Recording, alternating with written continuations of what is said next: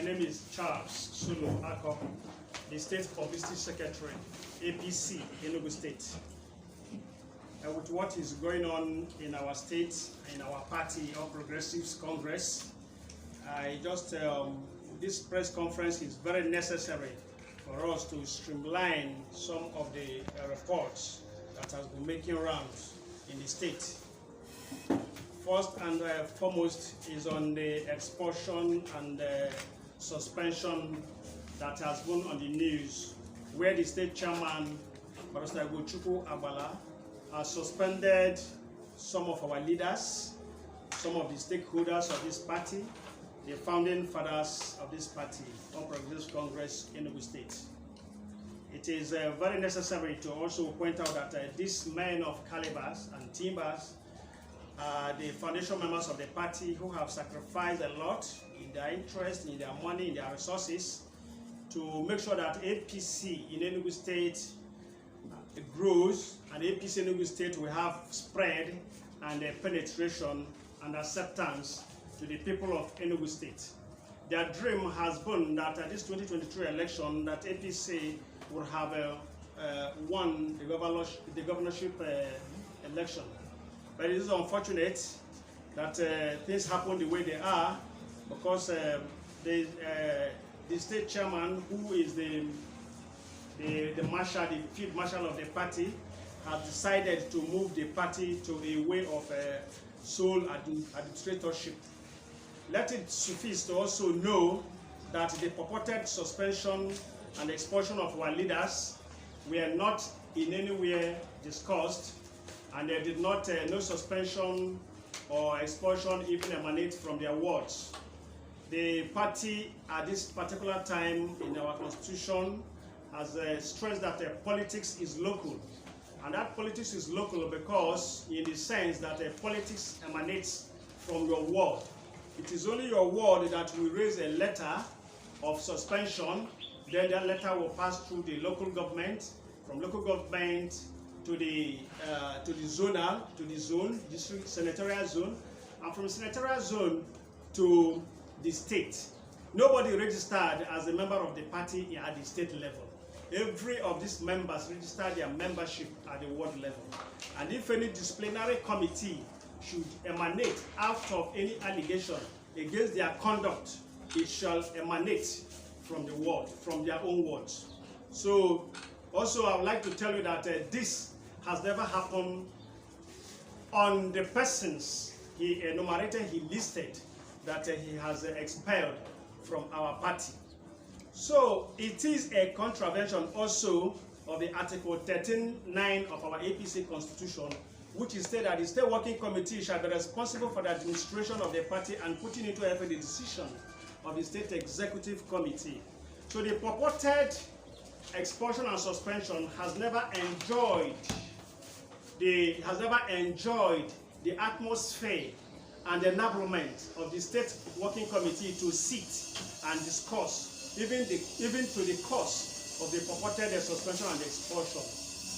When this letter was raised, it was one of the State Working Committee members present in that meeting challenged why it should be so, because there's supposed to be a committee to be set by the State Working Committee and the NEC. But he was cajoled. And in the beginning of even the arrangement, we're not in a banana island where a state chairman of the party will wake up and they start suspending people and expelling people from the party, probably because he doesn't like their faces, or maybe he saw them in his dreams. So these state working committees on that fateful day and the NEC were invited as the spectators to hear the announcement of the expulsion. No committee was formed. It was at that particular point in that meeting that a list of names were generated as being purported as a disciplinary committee and also as fact-finding committee. So that is the essence that this press interview is being granted, so that we know actually what is going on. However, also and moreover, in the words of the anti-party, which was the basis of the expulsion and suspension, it is very necessary for us also to know that anti-party has levels and levels. If a man in a party, a chairman of a party, has pursued the way and discarded the stakeholders and the leaders that are supposed to woo the people to admire their party and possibly campaign and canvass election, that is the beginning of anti-party. If that is the beginning, because you have decimated the values of the people, you have decimated the values and the expectations of the people. So anti-party is primarily when you have worked against your party growth, against the spread, against the acceptance. Also, for you to know that in Nkanu East and West House of Representatives, our party did not field eligible candidates for that election. And that also goes against Article 7(6) of our party. Anti-party is of high grade. So the party, under his Ugochukwu Agballa's leadership, refused to field a credible candidate that can vie election for us in Nkanu East and West House of Representatives, for the single reason that he wanted to provide an enabling opportunity where there will be a landslide victory for the House of Rep candidate of the PDP, being a Chief Nolem. So that made our party in that place to lose. And if by all morality, you cannot tell me that the people of PDP in that particular ward or in that particular constituency, including even the governorship candidate of our party, you cannot tell me that they actually canvassed for our election, for the candidate of the APC for that election.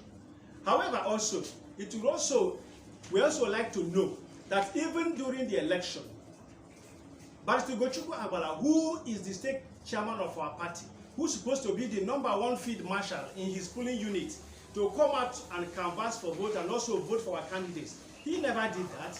We had information, that he did not even vote for the election. So if you don't vote, if a chairman does not vote for the candidate of his own party and his party for election, who then will and who will then lead the cause? And it just concluded our presidential election. It's over in the news that the APC is called a meager 4,772 votes, translating to 0.05% of the vote.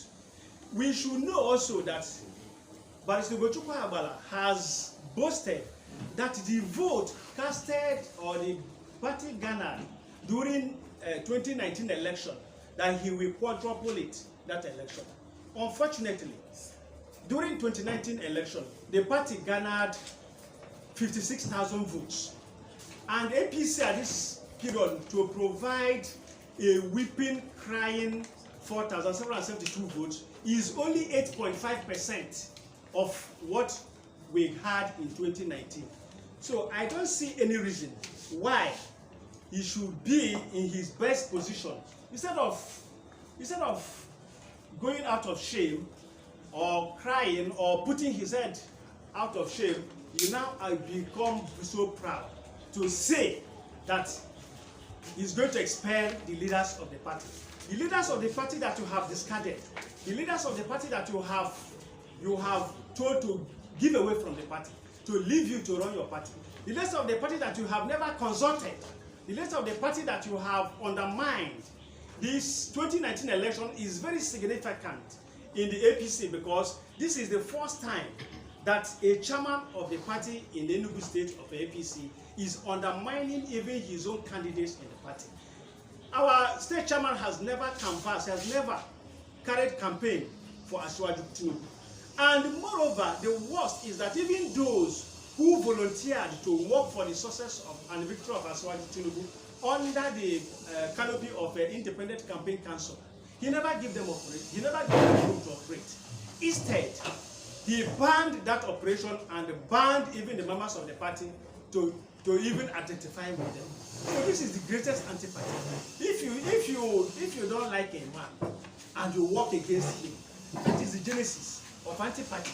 If in our party that these independent candidates, ICC group, are canvassing for the victory, electoral victory of Bola Ahmed Tinubu in the 2023 election, and an officer of the party to the highest echelon in the state as the state chairman of the party, is now attacking those that are working for the success of the same man whom you claim that you are working for too, then it is funny and readable. I think that is the genesis and even the first page and first foundation of anti-party.